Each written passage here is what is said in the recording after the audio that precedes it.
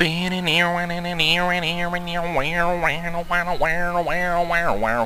back when I was a little bitty boy living in a box under the stairs to the corner of the basement of the house half a block down the street from Jerry's bait shop. You know the place.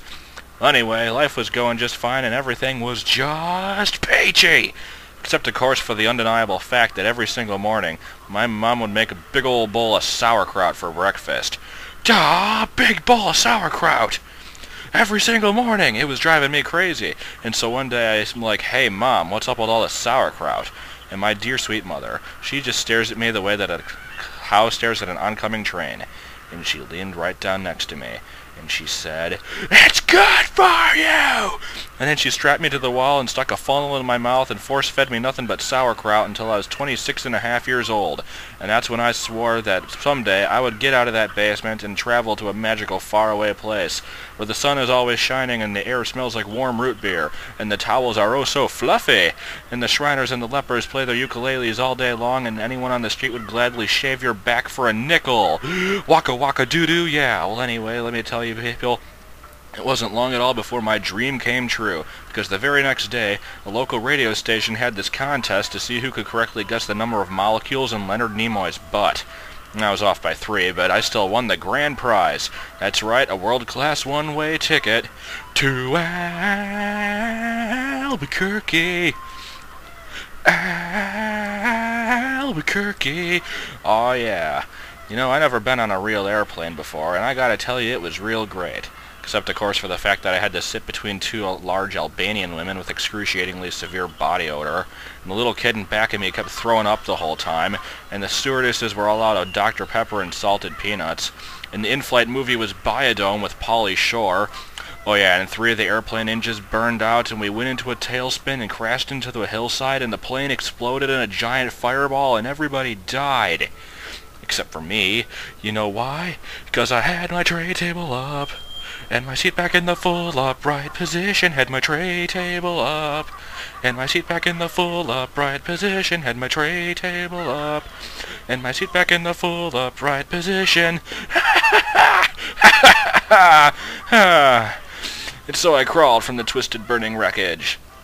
I crawled on my hands and knees for 3 full days, dragging along my big leather suitcase and my garment bag and my tenor saxophone and my 12-pound bowling ball and my Lucky Lucky autographed glow-in-the-dark snorkel.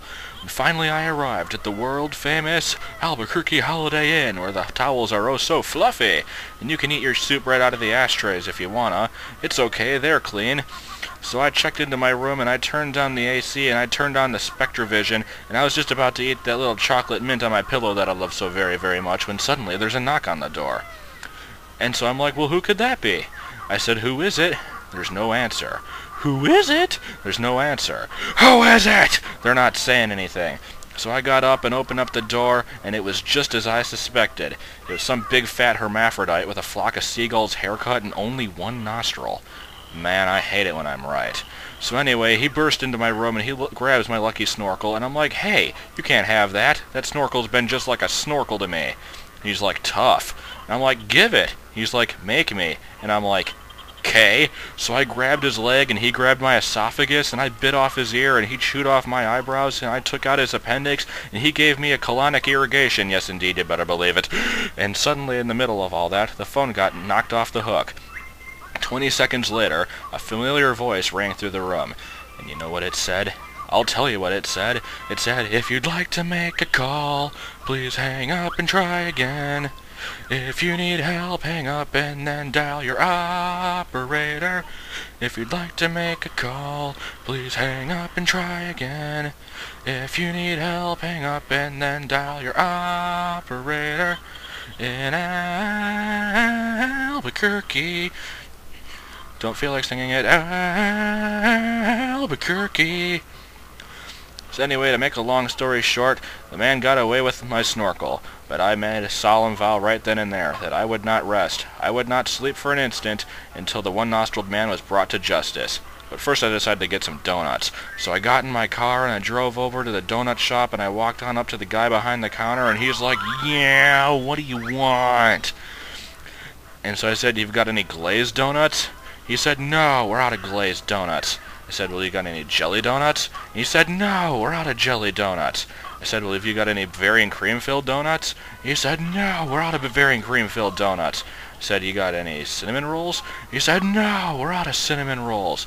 I said, you got any apple fritters? He said, no, we're out of apple fritters. I said, have you got any bear claws? And he said, wait a minute, I'll go check.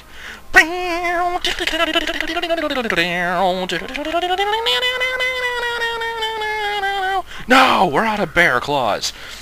And so then I asked, in that case, what do you have? And he said, all I've got right now is this box of 12 starving, crazed weasels. So I said, okay, I'll take that. So I walked over to, so he hands me the box, and I walked over to the seat, and I opened it up, and the weasels immediately latched onto my face and started biting me all over. Oh man, they were going nuts. They were tearing me apart. And it was just about then that a little ditty started going through my head. And I believe it went a little something like this. Ah, get him off me! Ah, get him off me! Help me! And so I ran out into the street with these flesh-eating weasels all over my face, just running like a constipated wiener dog. And as luck would have it, that's exactly when I ran into the girl of my dreams. Her name was Zelda. She was a calligraphy enthusiast with a slight overbite and hair the color of strained peaches. I'll never forget the first thing she ever said to me. She said, hey, you've got weasels on your face. That's when I knew that it was true love. We were inseparable after that. We ate together, we bathed together, we even shared the same piece of mint-flavored dental floss. The world was our burrito. And so we got married and we bought us a house and had 2 beautiful children, Nathaniel and Superfly. And we were so very, very happy. Oh yeah. And then one fateful night, Zelda turned to me and said, Sweetie Pumpkin, would you like to join the Columbia Record Club? And I'm like, whoa, hold on there, baby. I'm just not ready for that kind of a commitment. And so we broke up and I never saw her again, but that's just the way things go. In Albuquerque, Albuquerque. Not gonna sing the guitar solo. Anyways, things started looking up for me after something. Looking up for me after that. That's because I finally achieved my lifelong dream. That's right, I got me a part-time job at the Sizzler. I even made Employee of the Month after I put out that grease fire with my face. Yeah, the other employees gave me a lot of trouble for that one. I was getting a lot of attitude. So anyway, one day I was out back removing my excess earwax with a golf pencil when this guy Marty walks. I see this guy Marty trying to carry a big old sofa up the stairs all by himself. And so I said, hey, you need a hand with that? And then Marty, he just rolls his eyes and says, no, I want you to cut off my arms and legs with a chainsaw. So I did. And then he gets all indignant on me. He's like, hey man, I was just being sarcastic. Well, that's just great. How was I supposed to know that? I'm not a mind reader, for crying out loud. And besides, now you've got a really cute nickname, Torso Boy. So what's he complaining about? Say, that reminds me of another amusing anecdote, where this guy in the street walks up to me and says that he hasn't had a bite in 3 days. And I knew what he meant, but just to be funny, I took a big old bite right out of his jugular vein. And he's yelling and screaming and bleeding all over, and I'm like, hey, come on man, don't you get it? But he's just rolling around on the ground, screaming and bleeding.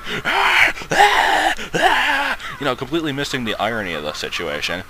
I guess some people just can't take a joke, huh? So anyways, where was I? Kind of lost my train of thought. Anyway, I guess this is kind of a roundabout way of saying this, but, I hate sauerkraut. That's all I'm really trying to say. And if you ever happen to find yourself in an existential quandary filled with, pity and self-doubt, and racked with the isolation of your meaningless existence, at least you can take a small bit of comfort in knowing that somewhere out there in this crazy old mixed-up universe of ours, there's still a little place called Albuquerque.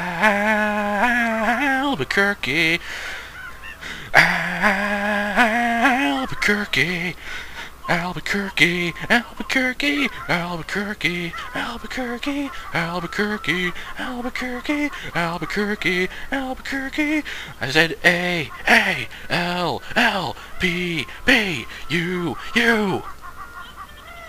Kirky, Kirky. Okay, that's enough of that, seriously. just spent 10 minutes doing that. You wanna know why? It's 'cause I freaking hate this level.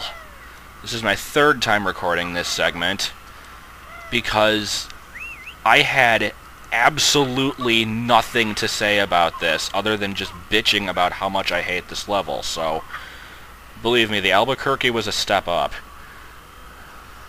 And what did I accomplish, really? Not much.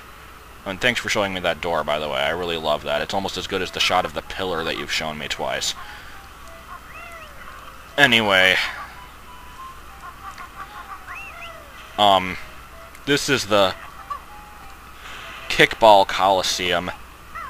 We got more kickball. We're gonna get back to that starting next time. So, prepare for that. I'm sure it'll be dandy. And sorry for the cop-out of a segment, but I really couldn't handle doing that normally. So, whatever. See you next time.